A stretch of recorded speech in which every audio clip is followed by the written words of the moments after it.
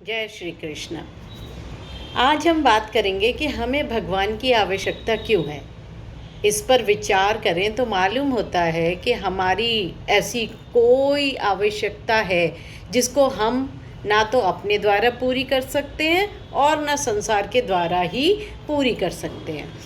दुखों का नाश करने के लिए और परम शांति को प्राप्त करने के लिए हमें भगवान की आवश्यकता नहीं है।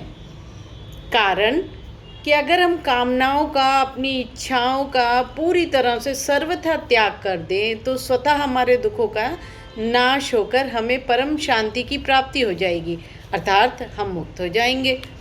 हमें परम प्रेम की प्राप्ति के लिए ही भगवान की आवश्यकता है, क्योंकि हम भगवान के ही अंश हैं। जब मनुष्य इस बात को जान लेता है कि इतने बड़े संसार में, अनंत ब्रह्मांडों में कोई भी वस्तु अपनी नहीं है, बल्कि जिसके एक अंश में अनंत ब्रह्मांड हैं वही अपना है, प्रभु अपने हैं, भगवान अपने हैं, तब उसके भीतर भगवान की आवश्यकता का अनुभव होता है। कारण कि अपनी वस्तु वही हो सकती है जो सदा हमारे साथ रहे और हम सदा उसके साथ रहें। ऐसी वस्तु भगवान ही हो सकते हैं। अब प्रश्न ये है कि मनुष्य को भगवान की आवश्यकता है तो फिर भगवान मिलते क्यों नहीं। इसका कारण सीधा सा है और यह है कि मनुष्य भगवान की प्राप्ति के बिना बड़े चैन से, सुख से, आराम से रहता है। यदि वो भगवान के बिना चैन से ना रह सके, उसके अंदर एक ललक पैदा हो जाए भगवान को प्राप्त करने की, तो भगवान की प्राप्ति में कोई देरी नहीं है।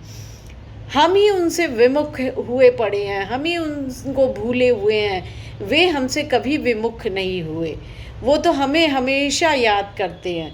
भगवान कोई वृक्ष थोड़ी ना है कि आप आज लगाएंगे तो वर्षों बाद आपको फल मिलेगा। वे तो हर समय, हर अवस्था में, हर परिस्थिति में विद्यमान हैं।